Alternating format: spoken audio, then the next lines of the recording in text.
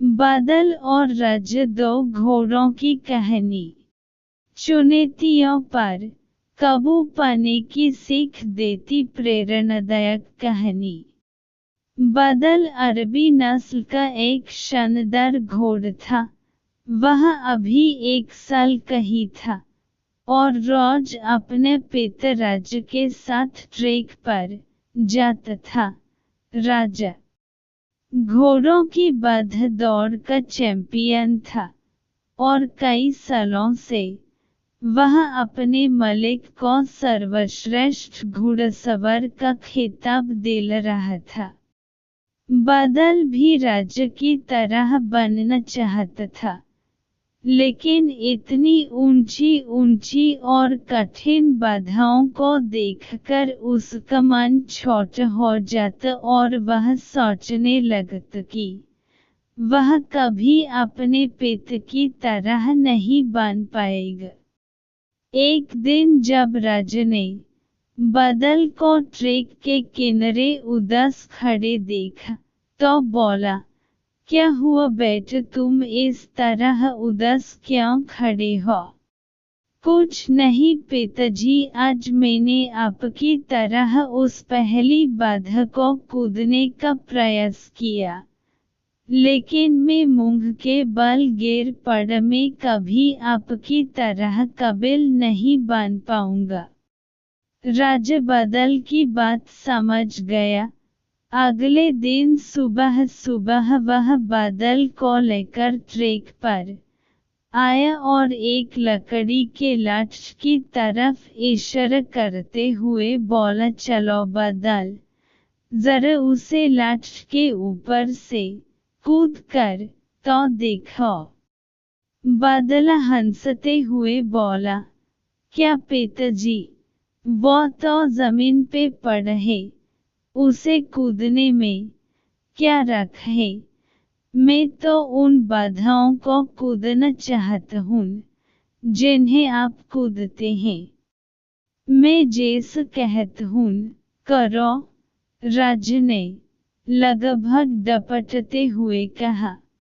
अगले ही क्षण बादल लकड़ी के लाठ की ओर दौड़ा और उसे कूद कर पार कर गया। शाबाश, ऐसे ही बार बार कूद कर देखो। राजा उसका उत्साह बढ़ता रहा। अगले दिन बादल उत्साहित था कि शायद आज उसे बड़ी बाधाओं को कूदने का मौका मिले, पर राजा ने फिर उसी लक्ष्य को कूदने का निर्देश दिया। करीब 1 हफ्ते ऐसे ही चलता रहा। फिर उसके बाद राजा ने बादल से थोड़े और बड़े लक्ष्य कूदने की प्रैक्टिस कराई।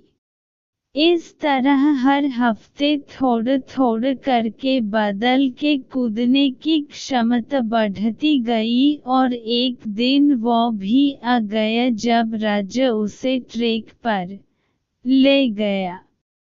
महीनों बाद आज एक बार फिर बादल उसी बाधा के सामने खड़ा था, जिस पर पिछली बार वह मुंह के बल गिर पड़ा था। बादल ने दौड़ना शुरू किया। उसके टप्पों की आवाज साफ सुनी जा सकती थी। 1 2 3 जंप, और बादल बाधा के उस पार था।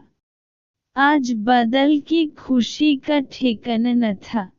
आज उसे अंदर से विश्वास हो गया कि एक दिन वो भी अपने पिता की तरह चैंपियन घोड़ा बन सकता है, और इस विश्वास के बलबूते आगे चलकर बादल भी एक चैंपियन घोड़ा बना।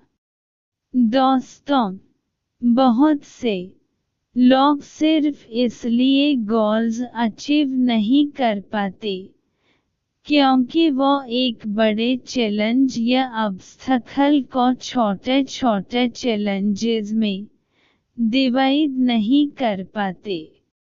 इसलिए अगर आप भी अपनी लाइफ में एक चैंपियन बनना चाहते हैं, एक बड़ा लक्ष्य हासिल करना चाहते हैं तो सिस्टमेटिकली उसे पाने के लिए आगे बढ़िए। पहले छोटी छोटी बाधाओं को पार करिए और अल्टीमेटली उस बड़े गोल को अचीव कर अपना जीवन सफल बनाइए।